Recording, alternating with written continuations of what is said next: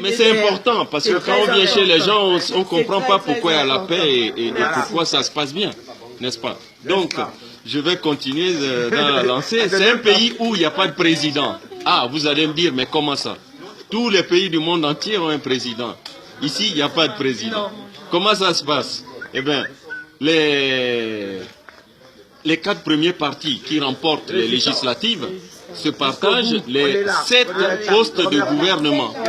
Il y a toujours eu que 7 ministres ici en Suisse depuis 1848, la dernière constitution, 1848, que 7 ministres.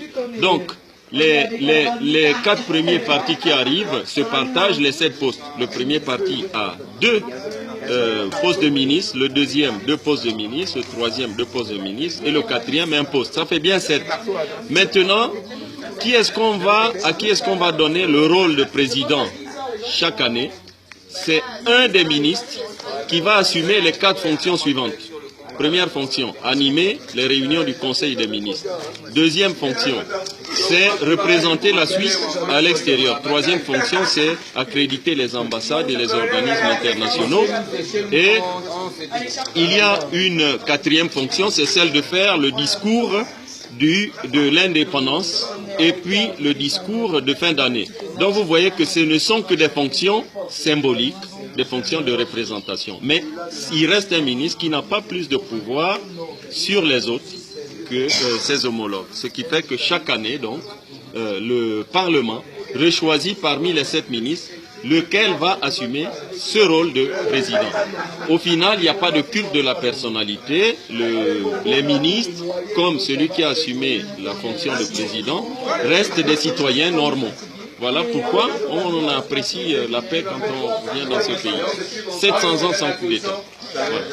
Mais vous expliquez tout à l'heure que chaque citoyen a au moins une arme chez soi. Oui, en Suisse, à l'âge de 18 ans, et ça c'est depuis l'an 1291, ça fait plus de 700 ans.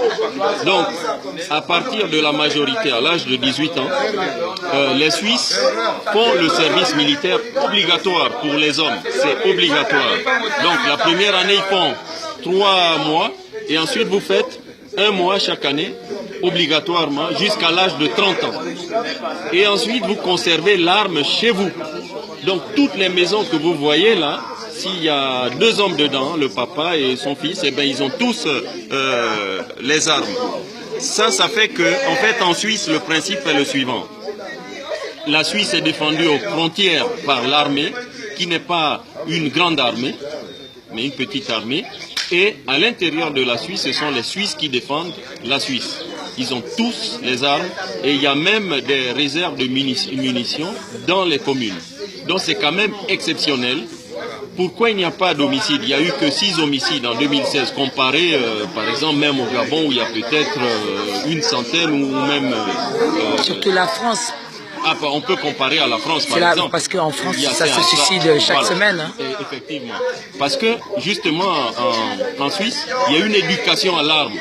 Les gens qui sont, on va dire, déficients, mentaux ou fragiles psychologiquement, ben, ceux-là, ils n'auront pas le droit de garder l'arme chez eux. Le reste, ils ont eu l'éducation de 18 ans à 30 ans. Donc, c'est des gens aptes à avoir l'arme chez eux. On appelle ça le principe des citoyens soldats. Il y a la Norvège qui pratique un peu le même système.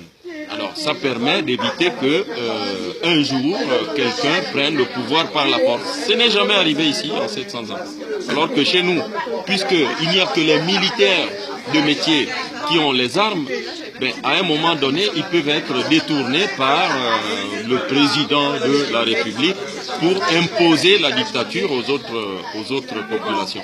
En Suisse, il n'y a jamais eu de dictature et il n'y en aura jamais parce que tous les citoyens sont préparés pour défendre leur commune, pour défendre leur liberté et la démocratie. Alors, il faut aussi savoir que il y a 3 niveaux en Suisse, la commune, le canton et le gouvernement fédéral. À chaque niveau, il y a des compétences et les compétences de la fédération, elles s'arrêtent au niveau des compétences là où commencent les compétences du canton et les compétences du canton s'arrêtent là où commencent celles de la commune. Il y a 3 niveaux et à tous ces niveaux-là, il y a toujours le principe du gouvernement collégial. En Suisse, il n'y a pas un homme fort. C'est toujours un collège au niveau des communes, au niveau des cantons et au niveau même de la Confédération. C'est le pays vraiment où le gouvernement est toujours assuré de manière collégiale. Parce qu'on sait que le pouvoir est très dangereux. Donc ils ont évité depuis 1291 de le donner à un homme en particulier. Qu'est-ce qu'ils font? C'est toujours un groupe de personnes qui assument de manière collégiale le pouvoir. Ce qui fait que dès que vous déviez, on vous met de côté. Si vous avez suivi les élections françaises, que ce soit Poutou, que ce soit Jean-Luc Mélenchon, que ce soit Marine Le Pen ou que ce soit Céline, ils ont parlé des référendums d'initiative populaire ou de référendum révocatoire. Eh bien, c'est des choses qui sont pratiquées en Suisse depuis près de 700 ans. Donc c'est ici que maintenant la plupart des pays européens s'inspirent sur les valeurs de la démocratie.